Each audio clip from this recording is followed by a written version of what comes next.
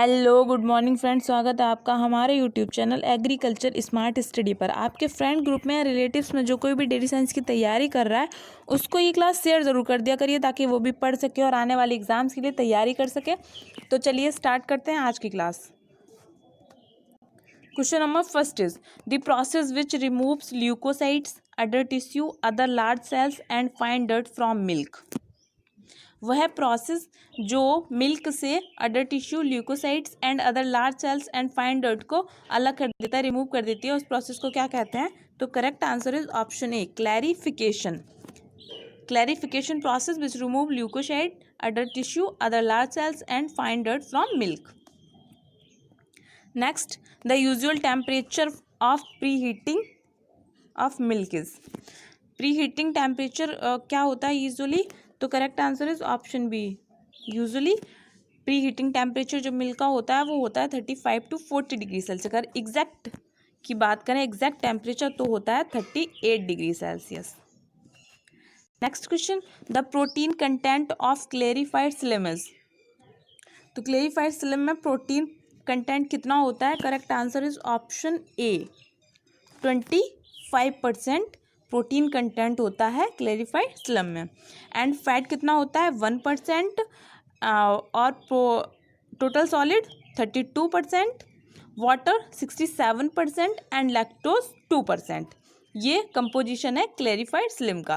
Protein 25%, fat 1% and total solid 32%, lactose 2% and water 67%। Next question, the average specific gravity of skim milk is. Skim milk की average specific gravity कितनी है? तो correct answer is option A, 1.036 skim milk की specific gravity है। And specific gravity को express किस पे करते हैं? तो कितने टेम्परेचर पे करते हैं? 60 डिग्री फ़ारेनहाइट। और अगर सेल्सियस में पूछा जाता है तो 15.6 डिग्री सेल्सियस पे स्पेसिफिक ग्रेविटी को एक्सप्रेस किया जाता है, प्रदर्शित किया जाता है।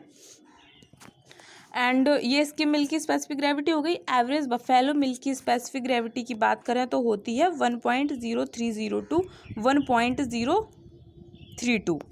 एंड काउ मिल्क की एवरेज स्पेसिफिक ग्रेविटी होती है 1.028 to 1.030।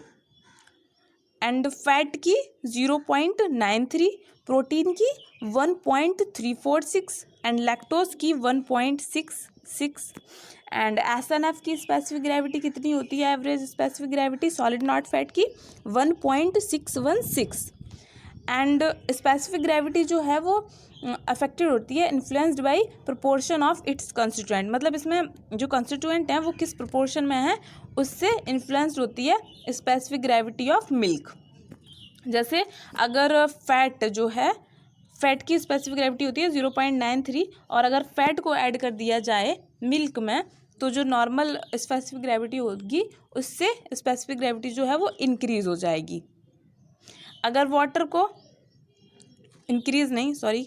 लोअर हो जाएगी। और अगर वाटर ऐड करेंगे तो वाटर की भी स्पेसिफिक ग्रेविटी होती है 1, तब भी स्पेसिफिक ग्रेविटी जो है वो मिल्क की लो हो जाएगी। जैसे एवरेज बफेलो मिल्क की 1.030 to 1.032 है, अगर वाटर ऐड करेंगे तो वो उससे कम हो जाएगी, नीचे आ जाएगी।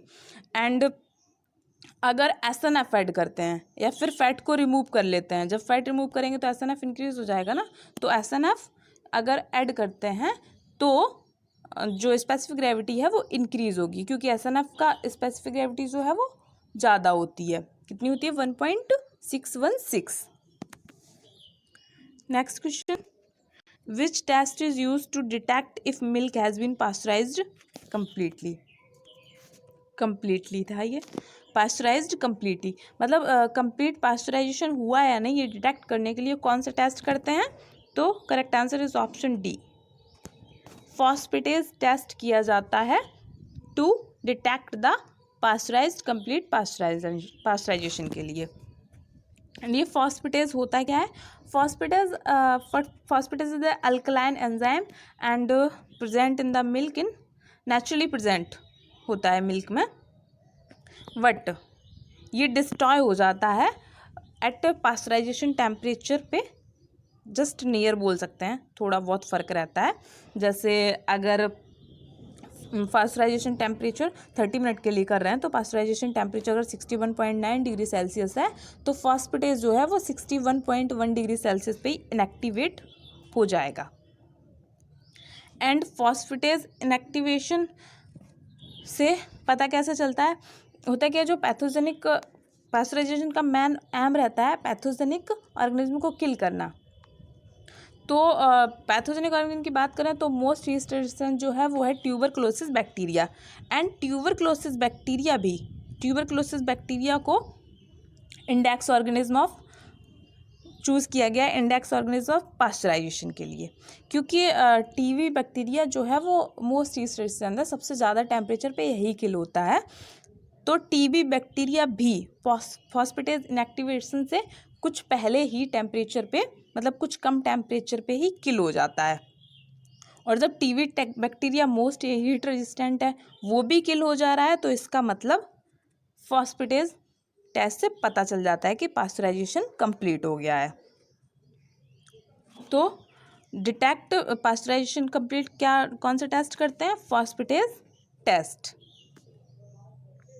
हाँ, टेम्परेचर की बात करें तो अगर वेज पास्चराइजेशन कर रहे हैं तो 30 मिनट 50 सेकेंड के लिए कर रहे हैं तो 70 डिग्री सेल्सियस पे टीबी बैक्टीरिया किल हो जाएगा एंड फॉस्फेटेज जो है वो डिस्ट्रॉय हो जाएगा 71.1 डिग्री सेल्सियस पे एंड पास्चराइजेशन कंप्लीट हो जाएगा 71.7 डिग्री सेल्सियस पे। Next question, bactofugation process is normally useful in preparation of the following product.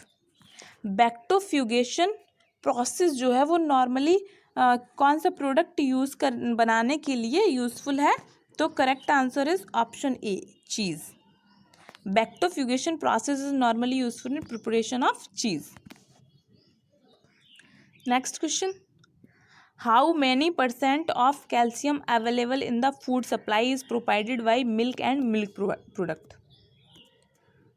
मतलब कैल्शियम का कितना % जो है वो मिल्क एंड मिल्क प्रोडक्ट में रहता है, प्रेजेंट रहता है, अवेलेबल रहता है, सप्लाई करते हैं मिल्क या मिल्क प्रोडक्ट, कैल्शियम का कितना % सप्लाई करते हैं, तो correct answer is option A. Milk और मिल्क प्रोडक्ट्स जो हैं वो कैल्शियम की जो है 76% उपलब्धता होती है कैल्शियम की एंड फूड में सप्लाई करते हैं। अगर हम लोग खाते हैं तो 76% कैल्शियम प्रोवाइड कराते हैं किससे, मिल्क एंड मिल्क प्रोडक्ट से। Next, the pasteurised milk ordinance regulate what. Pasteurised milk जो है वो कौन सी ग्रेड के अंतर्गत आता है, किस में उसको काउंट करा जाता है, तो correct answer is option A, pasteurised milk comes under grade A milk. किस में रेगुलेट किया जाता है इसको, किस में काउंट करते हैं, ग्रेड ए मिल्क में। एंड ग्रेड ए मिल्क में और क्या क्या आ जाता है, मार्केट मिल्क भी ग्रेड ए में आता है और स्टरलाइज्ड मिल्क भी ग्रेड ए में आता है, evaporated milk, sweet and condensed milk and milk powder की अगर बात करें तो होल मिल्क पाउडर और स्किम मिल्क पाउडर दोनों ही ग्रेड ए मिल्क में आते हैं। ग्रेड बी मिल्क में क्या क्या आता है, ग्रेड बी में butter oil, ice cream and flavoured milk हो गया, फर्मेंटेड मिल्क हो गया, खोआ, छेना, ये सब आते हैं ग्रेड बी में। एंड ग्रेड सी या थर्ड ग्रेड की बात करें तो उसमें आता है घी या फिर केसिन, घी भी आता है और केसिन भी आती है। Next, the temperature employed for inactivation of spores and other bacteria and bactotherm processes. होता क्या है, कई स्पोर फॉर्मिंग बैक्टीरिया रहते हैं जो स्टरलाइजेशन टेम्परेचर पे भी किल नहीं होते हैं, मतलब 100 डिग्री सेल्सियस तक भी मिल्क को कर रहे हैं, ट्रीटमेंट कर रहे हैं, स्टरलाइजेशन कर रहे हैं, उसके बाद भी कुछ बैक्टीरिया रहते हैं जिनके स्पोर्स रह जाते हैं, तो उनके लिए करते हैं बैक्टोथर्म प्रोसेस। तो बैक्टोथर्म प्रोसेस का टेम्परेचर कितना होता है, correct answer is option D, 130 degree Celsius temperature है वेक्टोथर्म प्रोसेस का। नेक्स्ट, द होमोजेनाइजेशन कॉज, मतलब होमोजेनाइजेशन से क्या होता है, तो increase in the whitening power in coffee cream. होता क्या है, होमोजेनाइजेशन प्रोसेस ही फैट ग्लोब्यूल को ब्रेक डाउन करने के लिए होती है ना। कुछ जैसे मिल्क में कुछ फैट ग्लोब्यूल बड़े साइज़ के रहते हैं, कुछ छोटे रहते हैं, तो वो सिमिलर नहीं रहते फॉर्म उनकी, पूरे मिल्क में सिमिलर टाइप में रहते हैं, तो उनको ब्रेक डाउन कर दिया जाता है, बराबर के उसमें तोड़ दिया जाता है साइज़ में, तो वो पूरे मिल्क में सिमिलरली डिस्ट्रीब्यूट हो जाते हैं। जब सिमिलरली डिस्ट्रीब्यूट हो जाएंगे तो वो वाइटनिंग पावर बढ़ाते हैं। तो homogenised cause increase in the whitening power in the coffee cream. Correct answer is option B. आज की क्लास यहीं तक, मिलते हैं नेक्स्ट क्लास में।